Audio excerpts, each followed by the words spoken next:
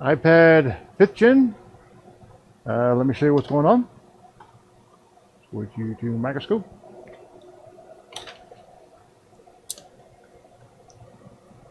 Okay. Now, this was a technician damage.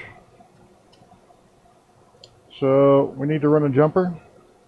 I think those are the same lines, but I'm not certain. We'll test it once I get it scraped back. If it is, we may not need. I think we do need it though, because it is a separate via. But we'll test to make sure. It may be the same line. Could be redundant. Yeah, we'll test it once I scrape it back and make sure. And then we need to put the port on. The tech had some issues with the port. Port looks like it's in relatively good shape. Some burning there. Doesn't appear to be anything but burnt flux. May be able to reuse it. I'm not entirely certain. I do have a new one just in case. But let's clean up this and scrape that back and see if we need to run a jumper there. I'm probably going to clean this up too, because I don't know if this is what type of solder they're using, if they cleaned up the old solder, or if they're just using the old solder. I like to do cleanup. While I'm getting prepped for that, let me throw up the temps I'm using for these now. Okay, I am going to add some of my flux. I'm not sure what type of flux they're using either. They're usually pretty capable with these ports, but you know, crap happens sometimes. It's been a journey for me too, figuring out what you can do with those third-party ports. They're not quite as hardy as the OEM ones, so you have to be.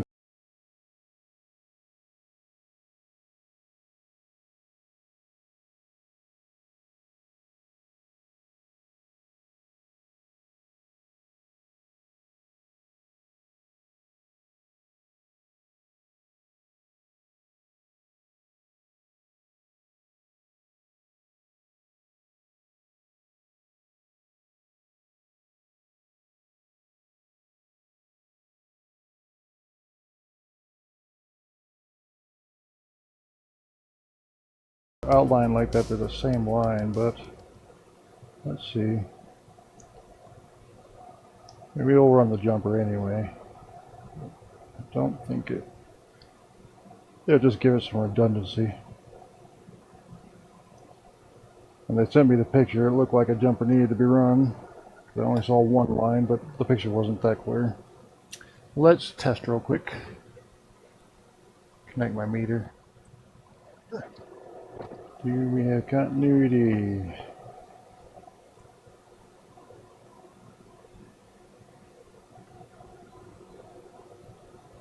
We do not, so that is a separate line. So we definitely need to run that jumper. Okay. Went from optional to necessary. So let's throw a little bit of flux on there.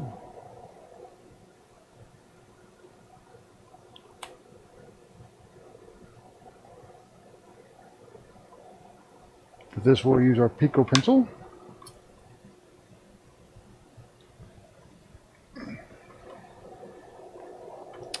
Do I want to go ahead and tin those real quick? I think I do. Let's go ahead and tin these all real quick before we get to running the jumper. Just a complication for a layer that we do not have to concern ourselves with.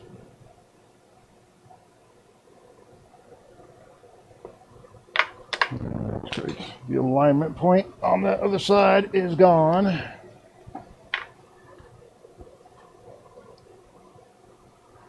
may have to put something there so I can see. Worry about that momentarily. I think they're using too much heat. I'll have to let them know.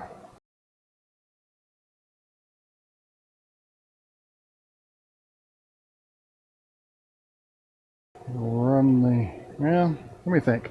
Do I want to use a jumper or do I want to use a lug? Take a look at these lugs. See how difficult it would be to run one from that. Yeah, we can try one. Heck with it. Let's try one.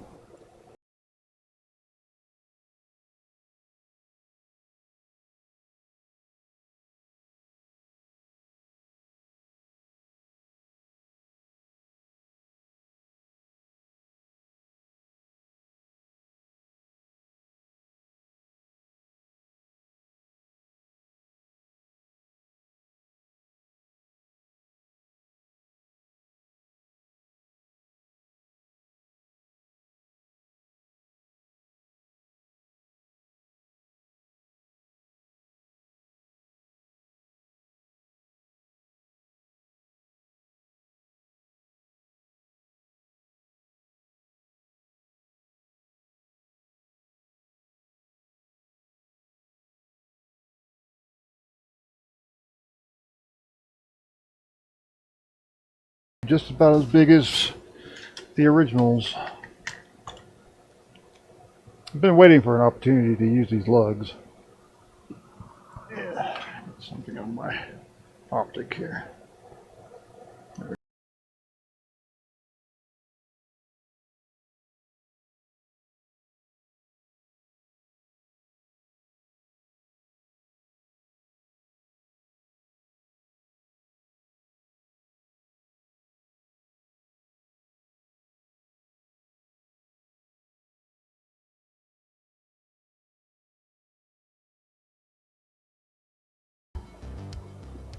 Cure thoroughly,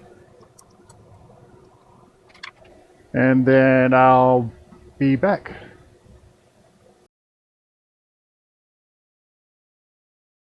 All right, brush that off. All right, I think it's safe to tear this part off. Of course, I can't do it with those tweezers. Oh no! No! All right, well, that was not what I wanted to happen. Very much not what I wanted to happen. Boo! That was clearly not on there well enough. Kids. Lesson to learn there. We did not do a good enough job soldering that. This is also why I think those lugs may not be as awesome as they seemed in the videos. They're not the easiest things in the world to work with. Sometimes more difficult to work with than just a jumper wire. If I had been using a jumper wire, this would already be done. 100% guarantee.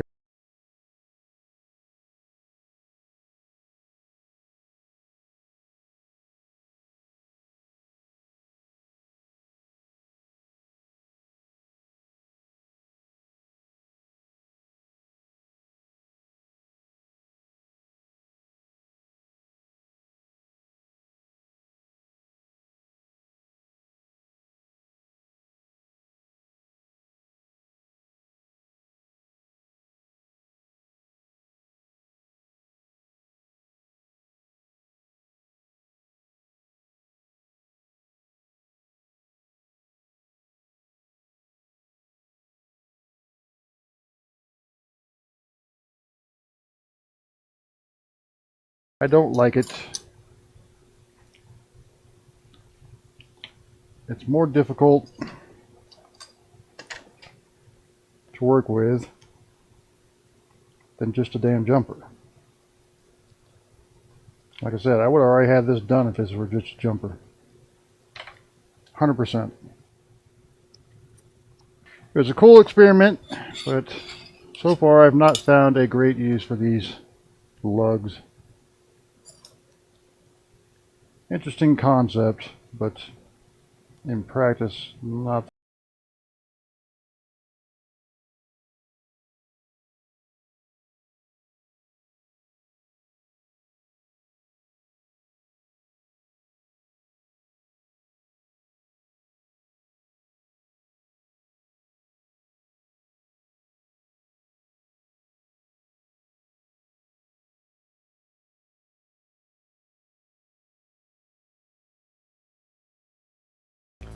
Very good.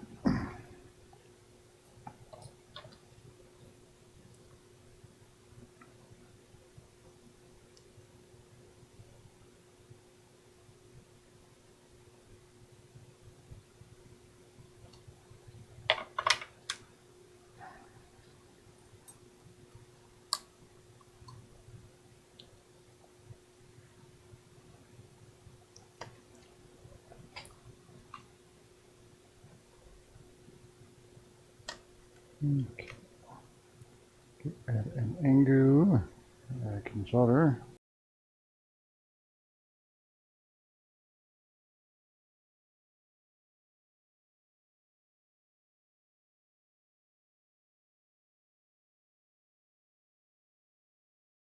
Then we'll route him and coat him down.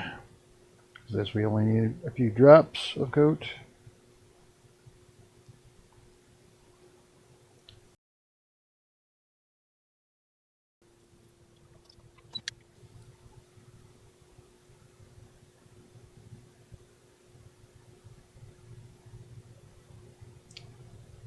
A tad too long. We can always route him over. Away from it. Like so.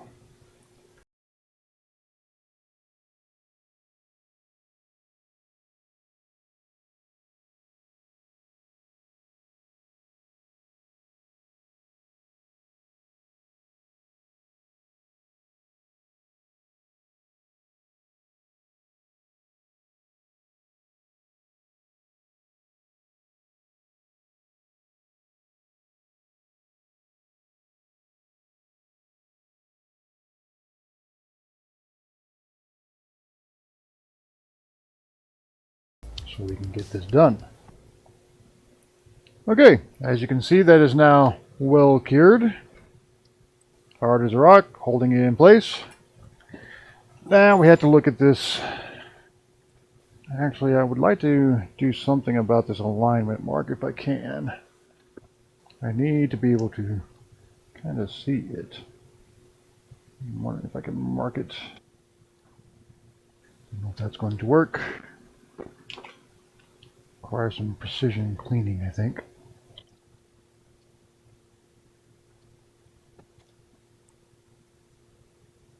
Okay, maybe. I might be able to see that through the window. Probably going to need my indirect light for this. And let's turn off our main. Sorry if you guys can't see too well. Right now I'm just looking to see if I can align it. Facing the battery. Like so. Can I see anything through that? Question.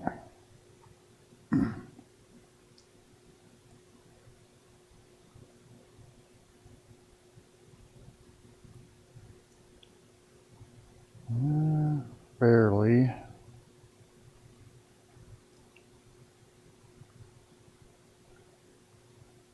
It's going to be really tough without the alignment mark.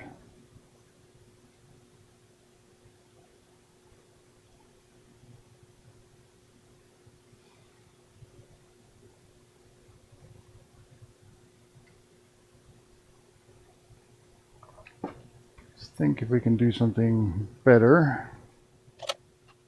Maybe a tiny snip of copper tape or aluminum tape. It had to be really tiny. But theoretically not impossible. Theoretically, I say. It'd be impossible without my precision scissors. which I cannot figure out what the heck I did with. Can't find my big scissors. Okay, with some precision with my scissors and X-Acto, I may have gotten me a little spot on there of aluminum tape that I can align with. I'll have to take some care to not knock it around.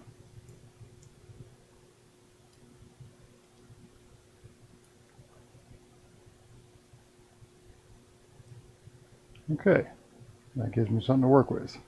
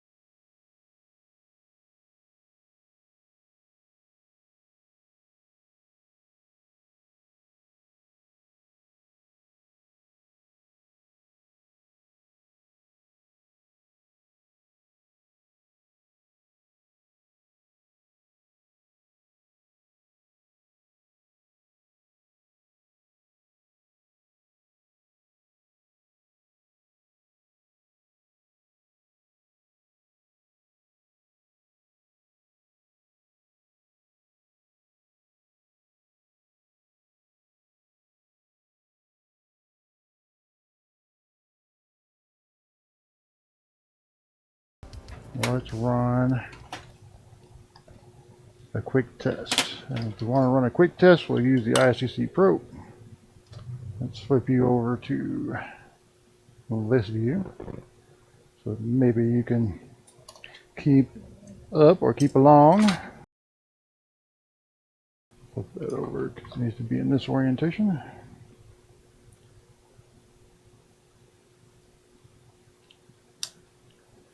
Okay, see if I can get that in view.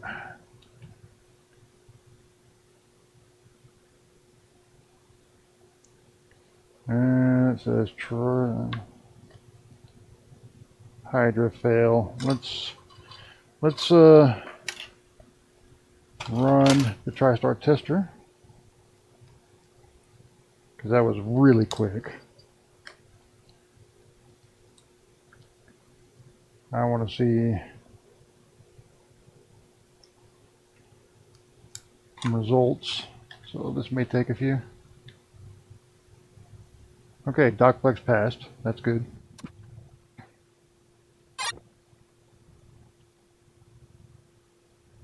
Warning. Ambiguous test result. Let's look at more. Failing one line. E pair 1 in. That could be DocFlex, even though it's passing DocFlex. I don't know what it tests to know for sure on DocFlex. At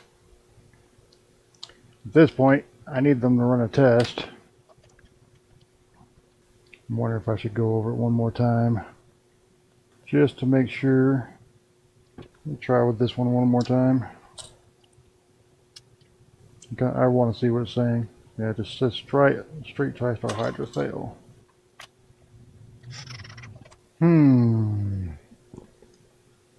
Let me go over this one more time. We'll just be careful in the area where we have our jumper. Well, I don't know about careful, but I really want to make sure it is absolutely down. And that is not an installation problem.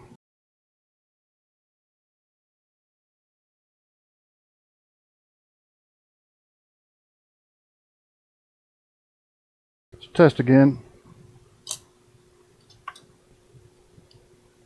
Flip it around.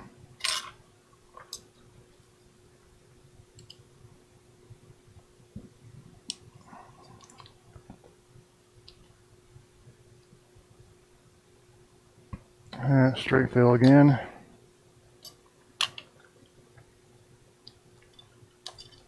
This could be a TriStar problem. That's what's ambiguous about it. And passing dog flex again.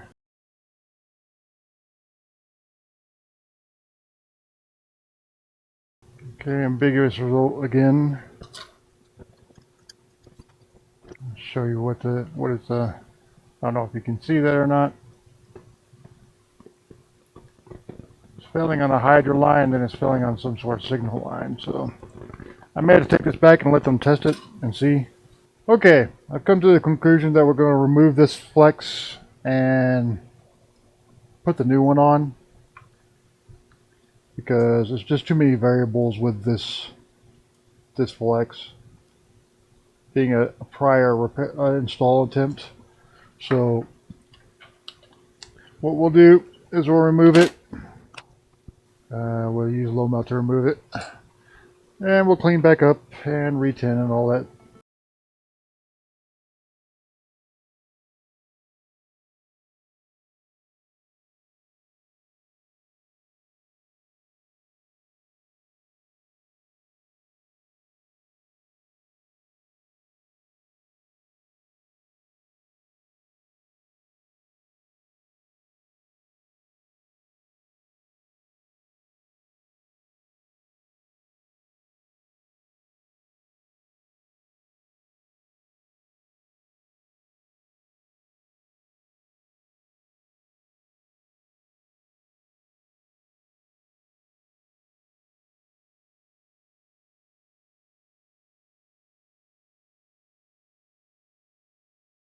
That without slicking it up. So we will redo it. That UV coating's got to really secure it down, otherwise it's not going to do us any good. Not doing us any good. It's not really secure.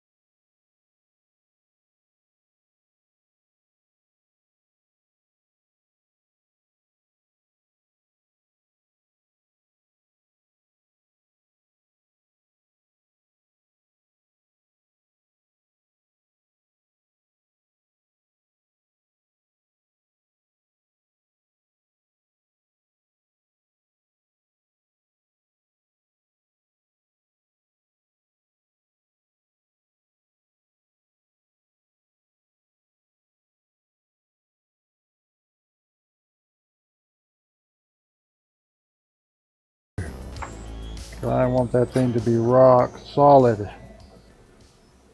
Rock solid. Alright, we are curing. I'll be back once I'm satisfied that it's cured. Okay, we're cured, and I went ahead and just attempted to tin it, and it's tinning fine, so it's staying in place fine. I cured it with my lamp, and I cured it with the laser, so That thing should be well stuck there at this point. Okay, this should be an unused one.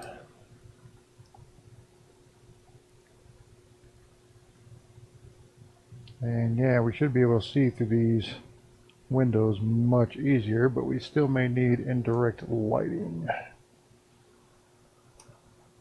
So let's go with indirect lighting to get this lined up.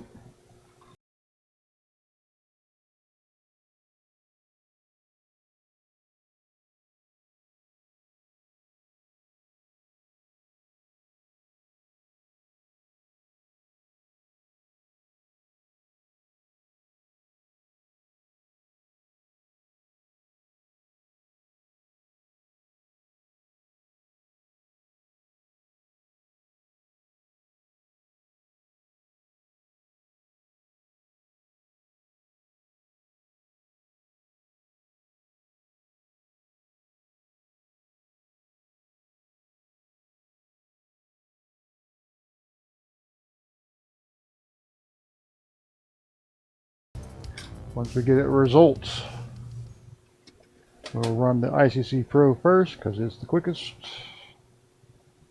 Let's see if we still get a instant TriStar fail. Okay.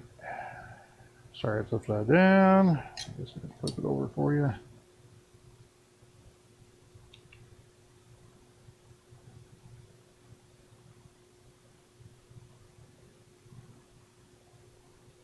Oh, that's a good sign. I didn't even run into those tests before.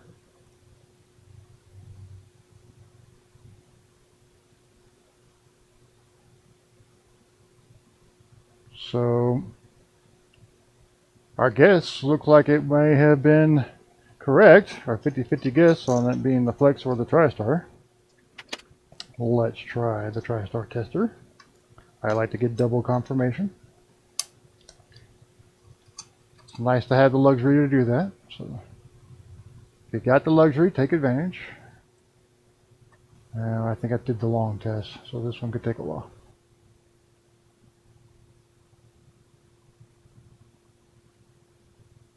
We're going to run the quick test because we accidentally ran the long one. But we're passing dock flex on both, so that's awesome.